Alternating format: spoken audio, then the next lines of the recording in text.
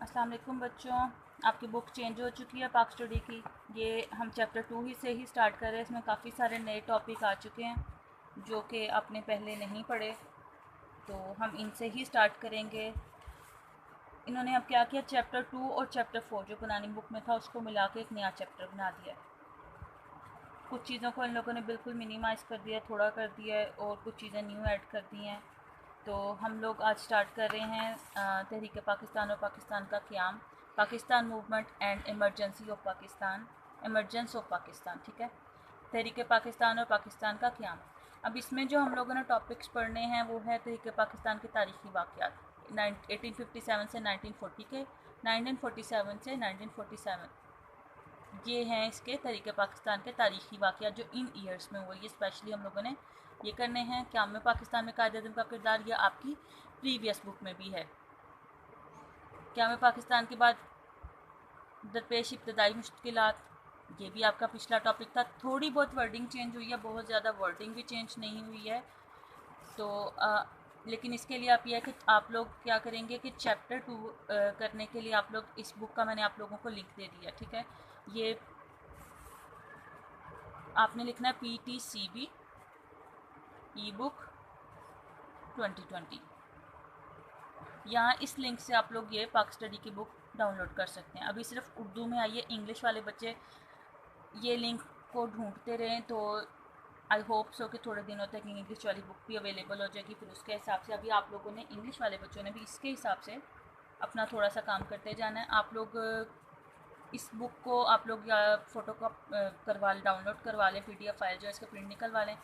آپ لوگ ایسے کریں کہ اگر آپ لوگ پرنٹ خود سے نہیں نکلوا سکتے تو آپ اسکول جائیں، وہاں جا کے آپ نے سر ناصر کے پاس جانا ہے، وہاں پہ آپ لوگوں نے ان سے کہنا ہے کہ آپ کو یہ اس صرف چیپٹر 2 کا، یہ چیپٹر 2 ہے، اس نیو بک میں چیپٹر 2 کا آپ نے پرنٹ لینا، اس سے زیادہ آپ لوگوں نے پرنٹ نہیں لینا، کیونکہ بک آ جائے گی آئی ہوپ سو، تو اس تب تک کے لیے اتنا انف ہے، نہ آئی تو پھر تب تک دیکھ لیں گے۔ اور مئی تک کی بھی ہمارا صرف ایک ہی چیپٹر پورا ہونا ہے، کیونکہ اس میں جو پریویس 4 تھا چیپٹر وہ بھی ایڈ ہے، چیپٹر 2 اور 4 کو مل کے کمبائن کر کے کافی لینتھی چیپٹر جو میرے خیال میں صرف 1.5 منتھ میں یہی کمپلیٹ ہوگا۔ تو اب ہم ٹھیک ہے، اب اس کے بعد ہم لوگ جی ہمارا ٹاپک ہے back ground of Pakistan movement, تحریک پاکستان کا پس منظر۔ اب ہم کسی بھی چیز کا جب ہم لکھتے ہیں تو ہم لوگ اس کے بیک گراؤنڈ میں لازمی چاہتے ہیں کہ اس کے پیچھے کیا وجہ تھی، کیوں یہ کام کیا گیا۔ ہر چیز کے پیچھے ایک بیک گراؤنڈ لازمی ہوتا ہے کہ کوئی نہ کوئی وجہ ضرور ہوتی ہے۔ تو اسی طرح پاکستان کی جب تحریک چلائی گئی، پاکستان حاصل کرنے کے لیے ہم لوگوں نے جب ایک تحریک چلائی تو اس کے پیچھے بھی بہت ساری وجوہات تھیں۔ آپ کو پتہ ہے بر صغیر جو ہے، سب کانٹیننٹ جو ہے، اس میں مسلمانوں کی آمد کب ہوئی؟ تو آپ کا پہلا کوشچن تو ایک شارٹ یہی بن گیا، آپ کو MCQs میں بھی آ سکتا ہے، کسی بھی فارم میں آ سکتا ہے۔ تو مسلمانوں کی آمد 712 میں محمد بن قاسم کی فتح سندھ سے شروع ہوئی، ٹھیک ہے۔ اس کے بعد اس کے بعد بہت سارے ہیں، لیکن ہم لوگوں نے زیادہ ڈیپ نہیں جانا، بہت سارے واقعات، بہت سارے بادشاہ آئے، مغل بادشاہ آئے، لیکن جو سمپل ہم لوگوں نے اس کے تحریک پاکستان کا جو پس منظر ہے، اس کے بعد مسلمانوں نے کافی دیر حکومت کی، لیکن مسلم حکومت کو زوال کب آیا؟ ٹھیک ہے، مسلم حکومت کا زوال 1707 میں مغل بادشاہ اورنگزیب عالمگیر کی وفات کے بعد آیا۔ اس میں آپ کے 2 کوسچن بن سکتے ہیں، مغل بادشاہ اورنگزیب عالمگیر کی وفات کب ہوئی، اور یا پھر مسلم حکومت میں زوال کے آثار کب نمودار ہوئے، ٹھیک ہے۔ اب مسلم حکومت کے زوال ہوئے 1707 میں، اس کے چند سال بعد حضرت شاہ ولی اللہ ان کی شکل میں ایک مسلح اور مجدد منظر عام پر آ جانے سے برصغیر میں اسلام کے احیاء اور مسلمانوں کے استقلال کی پرزور تحریک کا آغاز ہوا، ٹھیک ہے۔ حضرت شاہ ولی اللہ نے مسلمانوں کو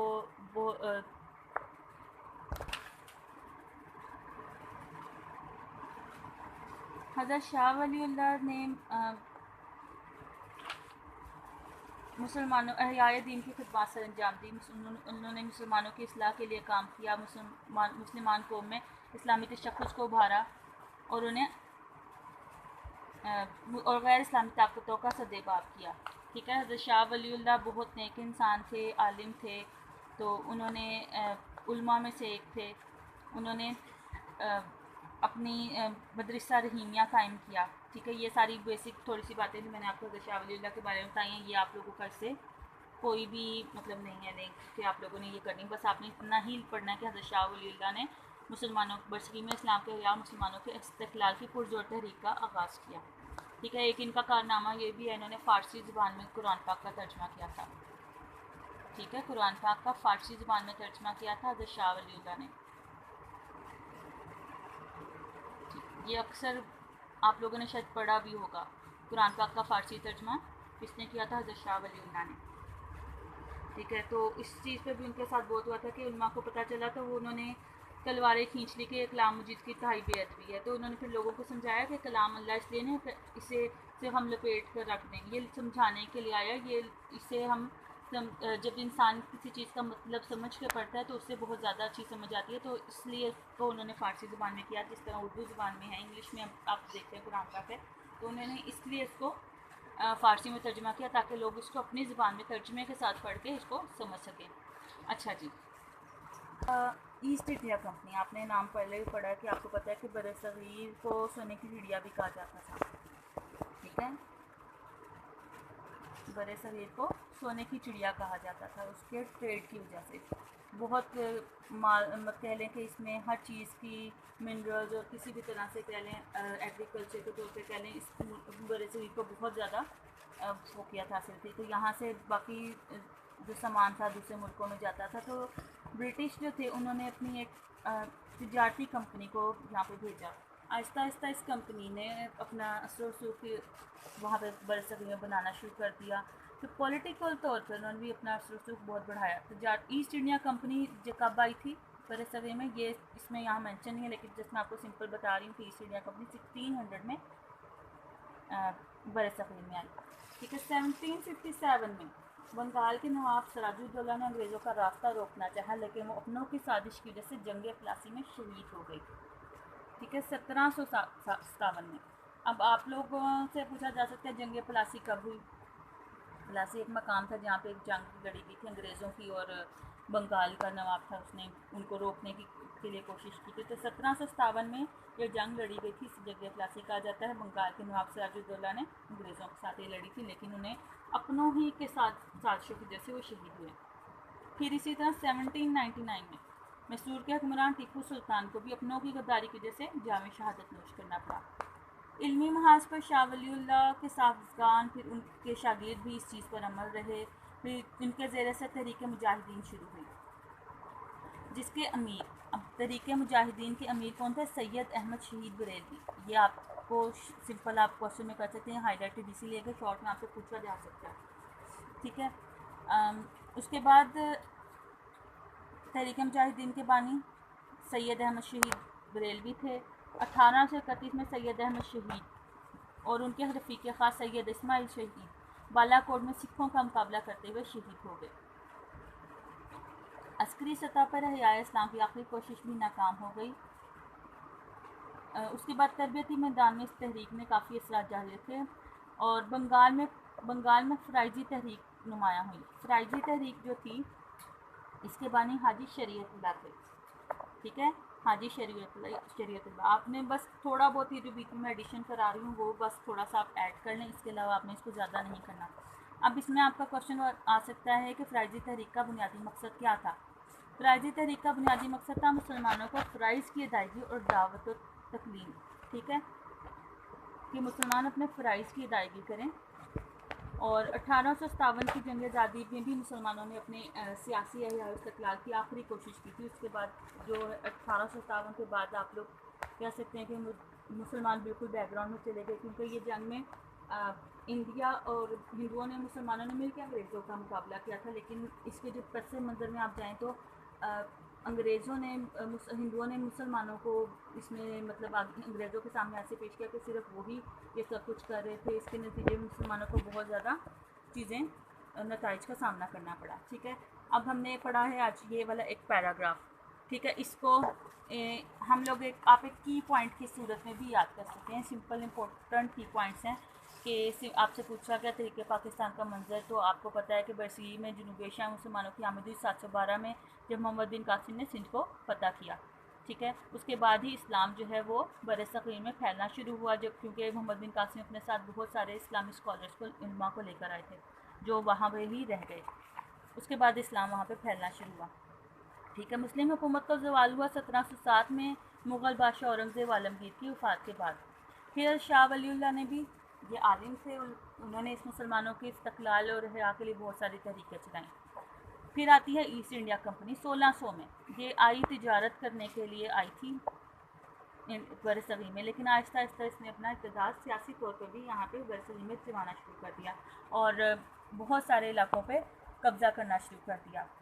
تو اس نے 1757 میں جنگ پلاسی میں بنگال کا جو نواب سراج الدولہ تھا، اس کی 1757 میں انگریزوں کو روکنے کی کوشش میں وہ شہید ہو گیا. اس کے بعد بنگال پر قبضہ کرنے کے بعد ایسٹ انڈیا کمپنی نے اپنے اقتدار میں وسعت کی. پھر 1799 میں مسور میں سلطان مسور کے حکمران ٹیپو سلطان، اس کو میر صادق غدار جو تھا، میر صادق اس کا وزیر تھا جس نے اس کے ساتھ غداری کی اور انگریزوں کے ساتھ مل گیا، اور ٹیپو سلطان اس جنگ میں شہید ہو گئے. پھر اس کے بعد تحریک شاہ ولی اللہ نے اس کے جو صاحبزاد خان تھے، انہوں نے علمی محاذ پر مسلمانوں کے استقلال کے لیے بہت کوششیں کی. پھر تحریک مجاہدین. اب آپ کو پوچھا جا گیا تحریک مجاہدین کا کس نے شروع کی؟ تحریک مجاہدین امیر سید احمد شہید بریلوی نے شروع کی. پھر 1831 میں سید احمد شہید اور سید اسماعیل شہید بالا کوٹ میں سکھوں کا مقابلہ کرتے ہوئے شہید ہو گئے. ٹھیک ہے. اب اس کے بعد یہاں تک تو ہمارا ہو گیا ایک پیراگراف جو ہے وہ ہم نے کیا تحریک پاکستان کا پس منظر. اب نیکسٹ ہمارے پاس یہ جو ایک پیراگراف آ رہا ہے تحریک علی گڑھ اور سر سید احمد خان. یہ لانگ کوسچن آپ کا ہے پہلا.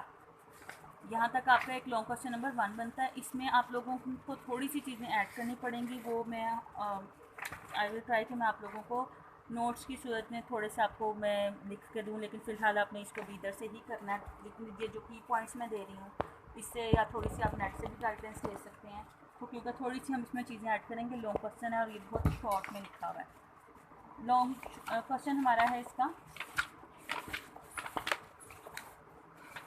تحریک علی گڑھ پر سیاسی، سماجی اور تعلیمی پہلوؤں سے روشنی ڈالیں.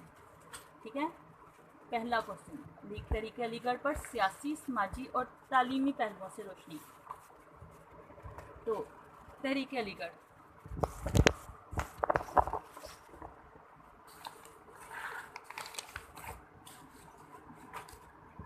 جی تحریک علی گڑھ کس نے شروع کی تھی؟ تحریک علی گڑھ کے بانی تھے سر سید احمد خان. ٹھیک ہے. اوکے جی.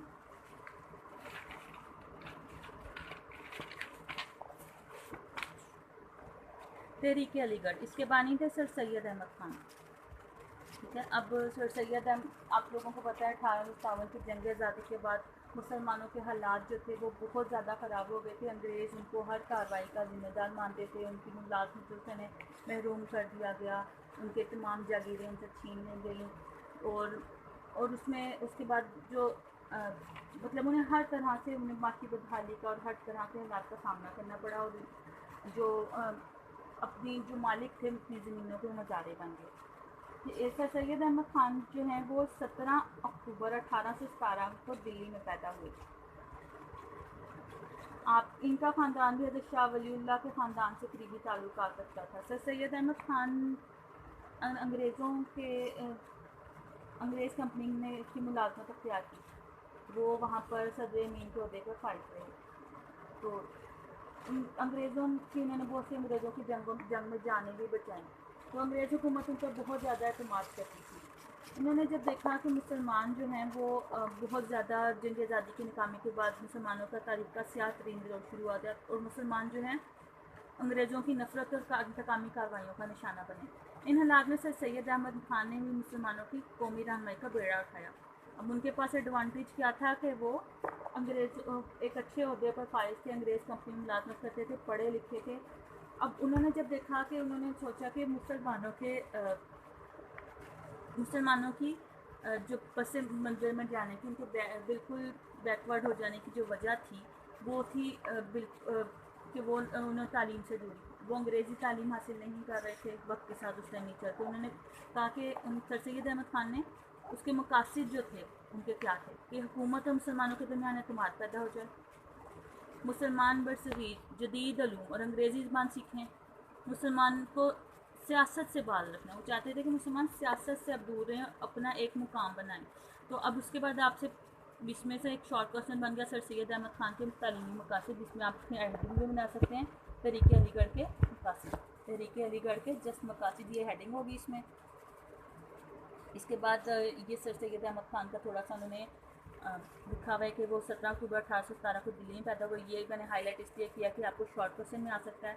अब उन्होंने मुसलमानों की तालीमी, सियासी और मजहबी तरक्की के लिए काम किया।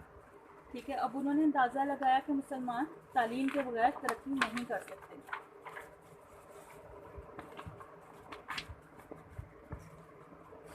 तो इसके लिए उन्होंने क्या किया, सबसे पहले आ जाती हैं, आप लोग इसका भी एक माइंड मैप बना सकते हैं। ठीक है, उनका मकासद पहले आ गया तहरीक अलीगढ़ के, उसके मकासद में था एतमाद। एतमाद की इसमें मुसलमानों में और अंग्रेज़ों में एतमाद पैदा करना। फिर अंग्रेज़ी ज़बान, मुसलमान जो थे वो तालीम हासिल नहीं करते, अंग्रेज़ी ज़बान को बिल्कुल पसंद नहीं कर रहे थे, लेकिन वो चाहते आगे बढ़ने के लिए, उस वक्त के तकाज़ों को पूरा करने के लिए उनका अंग्रेज़ी ज़बान सीखना बहुत ज़रूरी था। इसलिए सर सैयद अहमद खान चाहते थे कि मुसलमान अंग्रेज़ी ज़बान हासिल करें, और उसके अलावा वो चाहते थे मुसलमान सियासत से दूर रहें। इनके मकासद हैं। अब इसके बाद हम सबसे पहले इसको, लॉन्ग क्वेश्चन है तो हम इसको टॉपिक्स में डिवाइड करेंगे, तालीमी खिदमात, सियासी खिदमात। ठीक है, ये एक माइंड मैप है, इसको आप देखें। हमने इसकी करनी है तालीमी खिदमात, सियासी और समाजी। इसको हम लोग हेडिंग्स बना लेंगे। आप इसको हेडिंग बना के जब लिखेंगे तो ऑटोमेटिकली ये बड़ा हो जाएगा। ठीक है, तालीमी खिदमात। अब आपका सबसे पहले टॉपिक है तालीमी खिदमात। अब उन्होंने 1859 में मुरादाबाद में एक स्कूल कायम किया।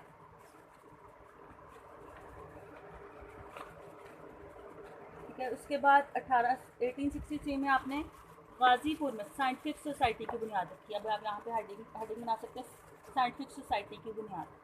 ठीक है, गाज़ीपुर में साइंटिफिक सोसाइटी की बुनियाद 1863 में रखी।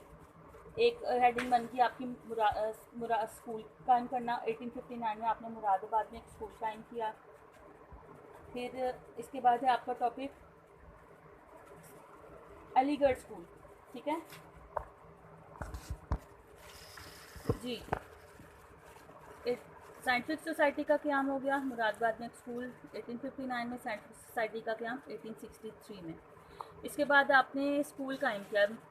ठीक है, इसका नाम था MAO हाई स्कूल अलीगढ़। यहाँ पे सिर्फ एक स्कूल लिखा हुआ है कि अलीगढ़ में स्कूल कायम किया गया 1875 में। आप इसको बेशक इतना लिख लें या साथ इसको बेशक लिख लें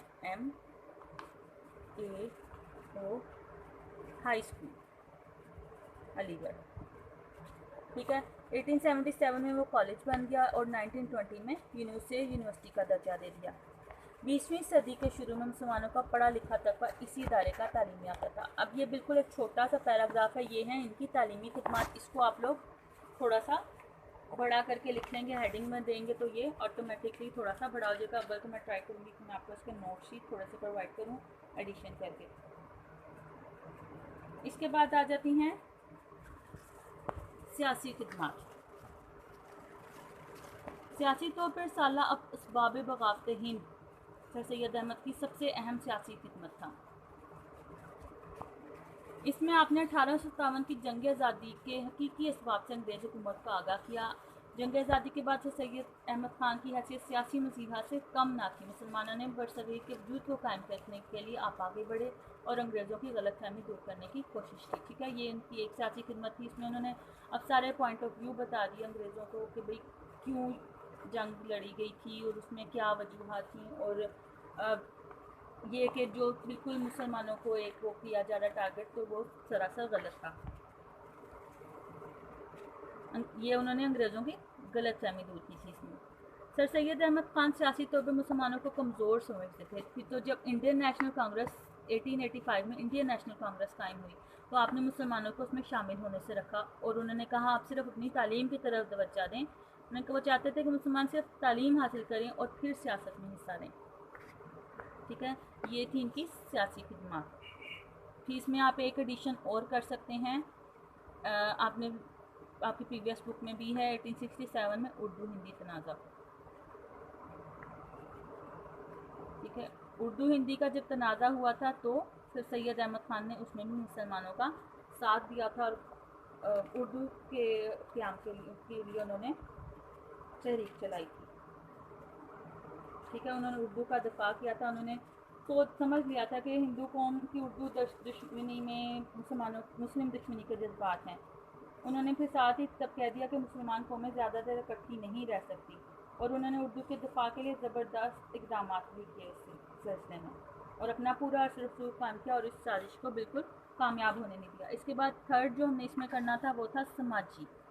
اب سماجی طور پہ اس میں نہیں ہے تو آپ یہ مائنڈ میپ دیکھیں, یہ دیکھیں اس طرح آپ لوگوں نے ایک میپ بنا لینا ہے. اس کی میں آپ کو پکچر بھی سینڈ کر دوں گی. تو سماجی طور پہ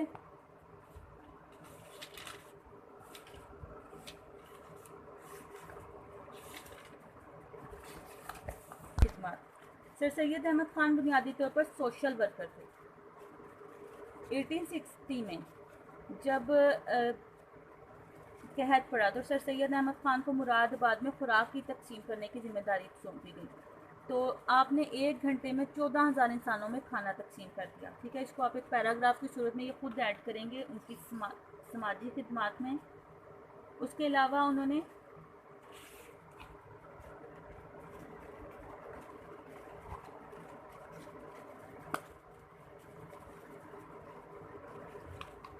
انہوں نے مسلمانوں کو جدید طرز معاشرت اپنانے پہ, اس میں آپ یہ ہیڈنگ ایڈ کریں گے, جدید طرز معاشرت.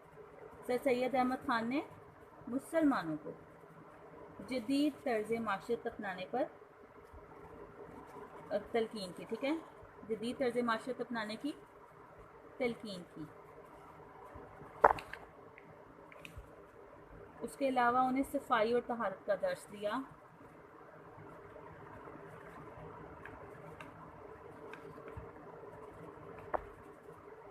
اور مسلمانوں کا معاشرتی معیار بلند کرنے کی کوشش کی.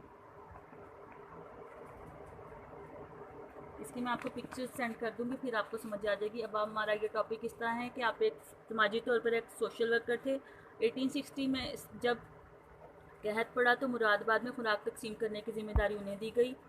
آپ نے 1 گھنٹے میں 14,000 انسانوں میں کھانا تقسیم کیا.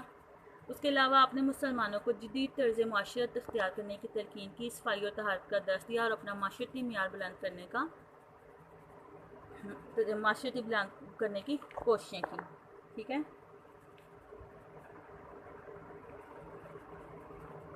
اوکے جی, یہ ہو گیا آپ کا تحریک علی گڑھ پورا ٹاپک. اس کا یہاں پہ آگے حاصل کلام, اس کو آپ حاصل کلام کہہ سکتے ہیں. سر سید احمد خان کے کارنامے ان کی زندگی تک محدود نہ تھے, بلکہ انہوں نے ایسی تحریک شروع کی جس سے ان کی وفات کے بعد بھی قومی خدمات کا کام جاری رہا. سر سید احمد خان نے تحریک علی گڑھ کے ذریعے مسلمانوں کو ایک لڑی میں پرو دیا, جس سے مسلمانوں کو جداگانہ تشخص کی تشکیل ہوئی. یہاں تک یہاں تک آپ لوگوں نے یہ یاد کرنا ہے.